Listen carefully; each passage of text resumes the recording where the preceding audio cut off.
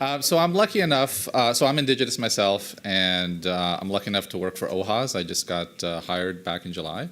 But my previous background is in child welfare. And so I had 12 years of experience working in Indigenous child welfare, plus working provincially at the Ontario Association of Children's Aid Societies. So I was there at the early stages of ACEs, where we can make an impact, and also now at Oahas at the late stages. And so my experiences in child welfare, what I found out was that the system actually did wonderful things, but it also caused harm, and it actually amplified the ACEs score.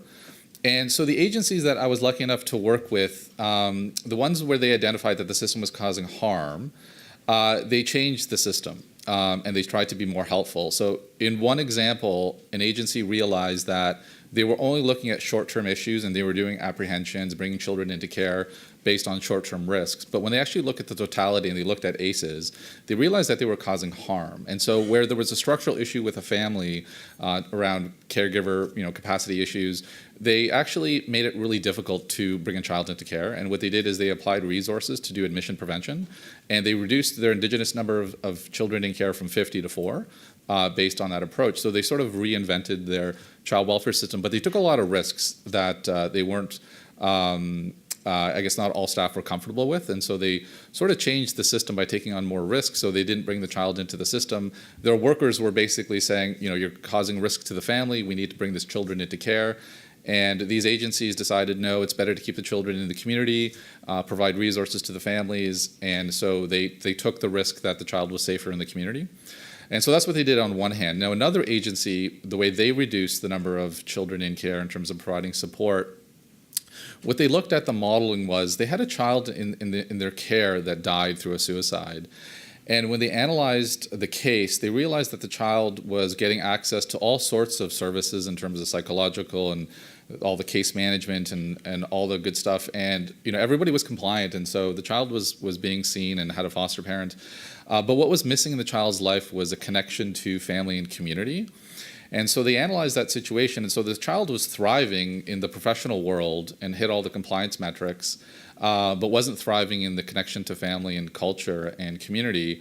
And so what they did is they started a program called Forever Networks. And so what the program was about was that they took a whole bunch of children that were in care, and what they did is they did some mobility mapping, and they sort of identified the child's natural networks, natural protective networks of family and friends. And what they did is they go through a program with the child, and they map out all the meaningful relationships in that child's life. And what they do then is they do sort of like an intervention case conference, and they bring in all these natural supports. And what they do is they identify all the unmet needs of the child that the professional system really can't meet. And so what happens at the end of this, sort of like this, it takes about 8 meetings or 8 sessions. And what they do is they identify that all these unmet needs can be addressed through their natural networks and not the professional networks. And what they found out that these natural networks, or this love network, they can hit there's unconditional support. So it's the ones that could be there at 3 o'clock in the morning. It's the ones that can be there, at any time, addressing some issues that the professional network can't do. And so that drove down a lot of placement issues. It addressed a lot of unmet needs. And so they found that the child was thriving more through these natural networks. And so that's what they identified. And what I missed on the story, sorry for rambling, was that when the child did pass away, the one who did commit suicide, they found out there was like 100 family members that showed up to the funeral. But none of these 100 family members were involved in the care planning for the child. And so that was the epiphany moment. And so the correlation to the HIV sector then is maybe the system isn't causing harm to our members, but I think we're ignoring the ACEs.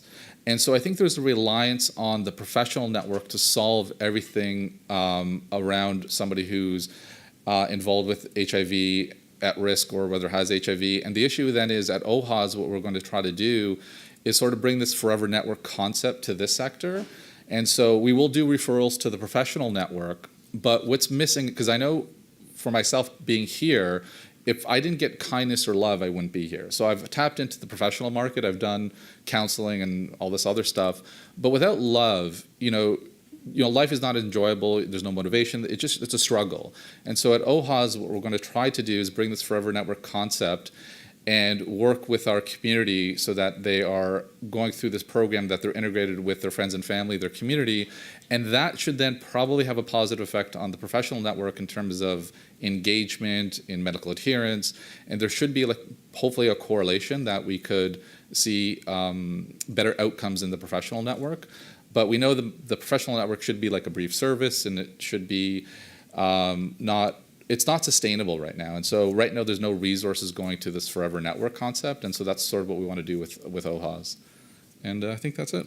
Great. Thank you. Thank you.